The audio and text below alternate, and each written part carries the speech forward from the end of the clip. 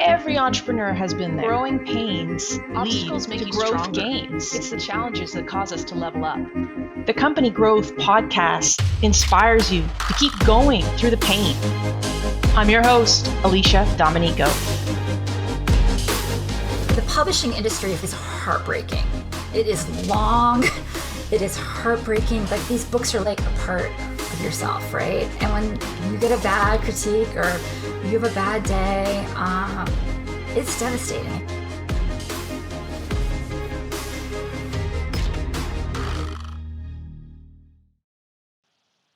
You know, the nuances of the inner Google just make me want to cry sometimes. This is Julie Kingsley, writer and co-founder of the Manuscript Academy, a writers' conference online that also brings authors into contact with top literary agents and editors monthly to help writers develop their craft. We're talking about the reasons why Julie decided to start the Manuscript Academy with her co-founder, Jessica Sinsheimer. The Manuscript Academy, like, its early embers were on the dying flames of an old startup that I had. And I think that happens a lot. I think a lot of us that have startups that work had startups that didn't work. So I had a digital marketing company where we were early in augmented reality. And it was interesting. It was, we went through the whole startup culture here in Portland, Maine. We were part of Top Gun, which is an amazing accelerator. We were the hottest startup in Maine, and we still failed.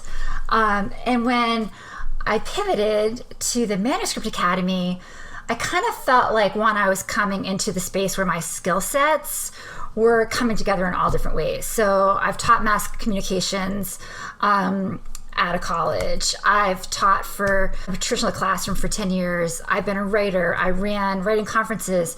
So it actually felt like I was very comfortable in my wheelhouse when I started the Manuscript Academy. I knew I wanted it to be a happy place for writers. I knew that there were writers that didn't have access to writing conferences that can cost, honestly, between $500 and $1,000 for the weekend. And, just to get that feedback. And so I think in a lot of ways, we were fairly early on that run.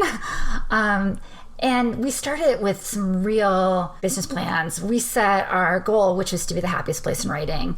And we knew that if we slowly worked our way up, without funding, with natural growth, that we had something from the get-go, because our participants were amazing.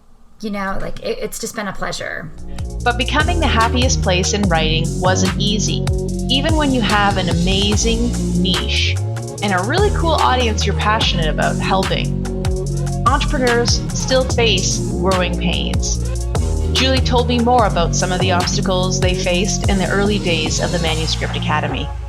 And in that time, in 4 years, so that's the big TSN turning moment for a lot of companies, is do they make it to year 5 or not? But you guys are clearly on your way. I've seen a lot of growth from you this year alone, and new programs you're rolling out, and offerings that you're just adding, continuing to add value. You've also just done your first hire of an employee, if I'm correct in saying that. So you guys are, you're on an upward trend of growth here, which is great to see. But one of the things, and the reason I wanted to have you on today, was you've done an amazing job at building online community. And a lot of companies would be super envious of that. They would want to know, how do we get more engagement from our Facebook groups? How do we get people to show up to our live events? So can you talk a little bit about how you have, what are the foundations of your success there? So we're in year 4. And I think at the end of year 3, I was like, we're not getting the traffic. I knew that we needed to work on that. And we had multiple websites and multiple strategies before we went to the membership side. So the whole idea, in theory, was that we were a conference you come for a month, and then we're like, well, this feels stifling. And so then we slowly started opening up kind of just different doors of opportunities. I think it can be a little bit confusing to our customers. That's something we're trying to tighten up all those pieces now. But what's interesting to me, sometimes people say, well, I know you're a podcast. I didn't know you sold, these critiques, or I know you did events, but I didn't know you did this. And so communicating all of those things can be difficult. And even though I feel like we put it out there and put it out there and put it out there, there's always things you can do. And there's always kind of like, I call it the nip and tuck of a business, where you only can do so much in a day. And as a startup, there is startup whack-a-mole. And I think startup whack-a-mole is when you're like, okay, this year I'm going to be a CPA, I'm going to be a marketing professional, I'm going to create content, I'm going to be a podcaster. I don't know how to be a podcaster. I have my voice is a little creaky. Sorry, everyone. I'm going to also, have a family. I teach as well at a college. I also write. So there's definitely a feeling of, okay, you need to learn how to prioritize all the things on your plate. And so what I do is I through line all of my goals. I figure out each month where I think the hottest things that I need to deal with are. The last 2 months for me has really been about, really just buttoning up. We're going to move to an S Corp, and just really kind of like diving into that whole world of taking that next step in your business. Versus just an LLC partnership. But those things, like every time you do those things, it's hard. It takes more time than you think it should. So if you have your processes of your day-to-day kind of organized, and then you have the things that you want to do, then you can nip and tuck your business. Like, you need it, but sometimes there's not time to find it. So I think this trick is how to make yourself not crazy, how you can still have growth while you're making everyone happy, and how you can nip and tuck on the sides. I mean, honestly, no one knows if, like right now, you guys have no idea if I made my bed, right? You have no idea the back end. You have no idea if this part of the business is a little messy or it feels looser, right? And that's okay. Like, businesses are fluid, in my opinion. A digital business is certainly fluid. And so I think it is about like finding the heat and where you need to go, and then finding support to help you with buttoning up that SEO, with, creating a different marketing plan than you've had before, testing different marketing plans, testing different sales plans, and I would say sometimes we've made things that haven't worked. And I feel like we've opened doors to things, and then we've and we had to slam the door shut, because we couldn't handle it, whatever that piece of the business was. Because Julie had mentioned how often good ideas come from the smoldering ashes of our previous ideas, I wanted to dig deeper into the creation of the Manuscript Academy and how it was started from a point in her life when things weren't going quite right. This is in keeping with my belief that sometimes, as Napoleon Hill says, we stop digging when we're 3 feet from gold. To be dead on honest with you, I think it's really difficult to start a company with 4 people.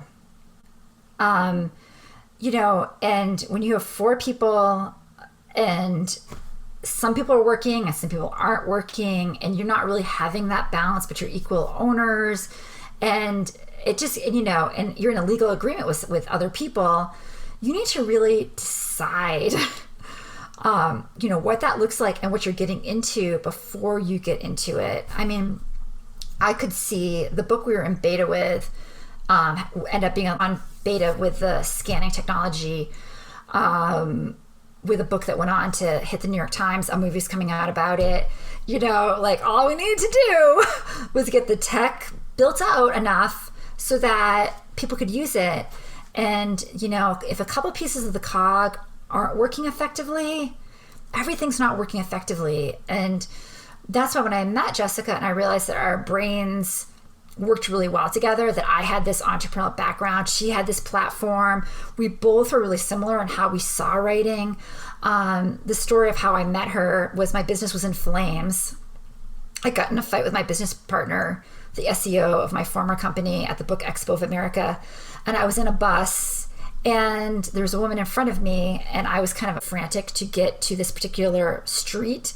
And I thought I was going to miss it. My phone was dead and the whole thing. And I said, can you get out? Can you move? Because I was trying to get off the bus. And she's like, in New York City, we wait for the doors to open before departing the bus. And we started laughing. It was so funny. And we were laughing so hard that she invited me to a party in New York City. And I went to the party and met Jessica and invited her to a conference I was running. And at the conference, we were watching all these people around a campfire talking about writing. We're like, why does this have to be once a year? You know, so it was kind of like one of those things that I knew what worked. I could see what was going to make my other business work.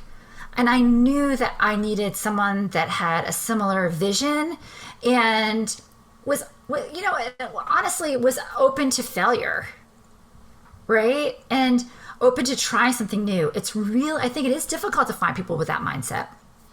And with that, we spent a lot of time brainstorming. We spent a lot of time, you know, building brand, but we also spent a lot of time, you know, tweaking and going slow.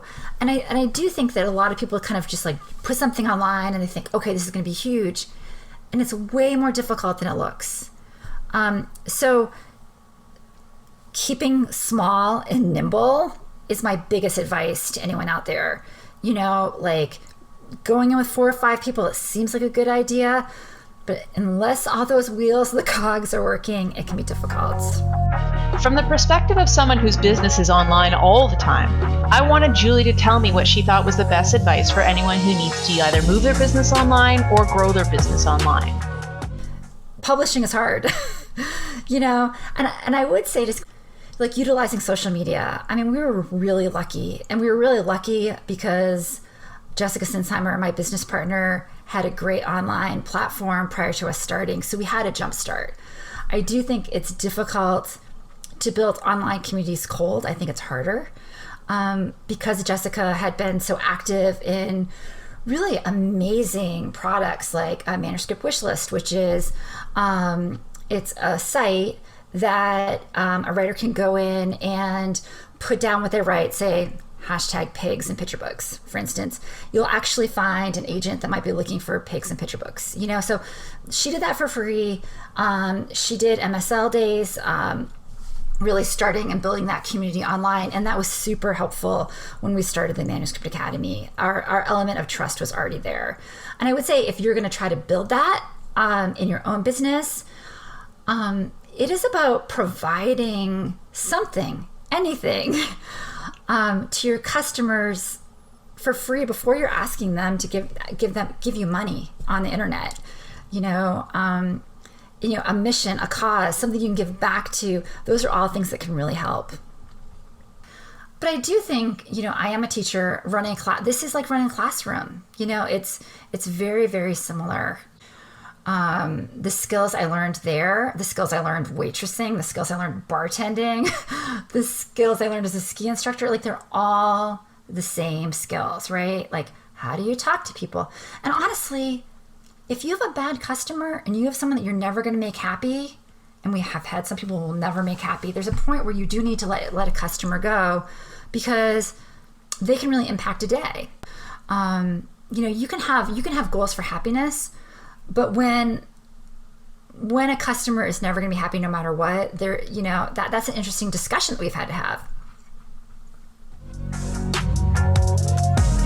As Julie described the growing pains she and her business partner had faced to become the happiest place in writing, I recognized that Julie understood that online business is always changing. So what did the future have in store for online conferences? Julie gives us her take. I feel like we're in a state of the unknown a little bit because I don't know if people are going to get sick of online conferences. You know, and I think that's a real worry of mine. So, you know, I mean, down the road, I would love to do something physical. I would love to have, you know, a physical space of some sort, a writing retreat, or a host of them. I mean, I think there's so many things that you could do. And I think that obviously we want to grow our membership side. I mean, that's kind of a given. I would like to double the membership size in the next year. I think we can do that. You know, obviously keeping our faculty happy and involved. Like, you need to have numbers to keep that faculty there if they're going to put aside their time. So obviously that's really important to us. and double downing on the podcast and numbers. And for me, it's all about numbers. Like, how many numbers can you get to your email site? How many numbers can you get to your site? How many numbers can you have sales? And so I know that if I just keep doing what I'm doing and keep building those numbers, that we have the opportunity, whether it's next year with our processes in place and help, that we could go 50%. I mean, we could maybe. But like I said, I don't think it's really my strength, that business projections. And I think that's probably where I need help. You guys, get help. Just get help. Like, I can't say enough. Accelerators are the most amazing things that you can do for your business. And I don't know, do your listeners, they know what accelerators are, right? Go ahead and explain it. It's an accelerator is when you join another group of entrepreneurs doing all kinds of different things. And they put you almost through like an MBA of entrepreneurship, and they stop you from making mistakes that you might make, and they help you hone really the magic of your business. And they often are 8 to 15 weeks. The prices are fairly low. They're worth the money. They're worth the investment. My mentors that I had at the Top Gun Accelerator, I hired them afterwards. So I hired them for my new business. When I got started, they were a huge help. But those things, like, don't expect to be an expert at everything. I completely share Julie's point of view that so many interesting opportunities come from the side hustles and side gigs that bring variety to our businesses. As our interview was nearing its end, I asked what message she wanted to leave us with. Well, I mean, I think it's interesting. I think being in Maine, Ella Bean has been such an amazing model, right? And like, you can, if it doesn't work, they'll give you your money back. They'll work with you.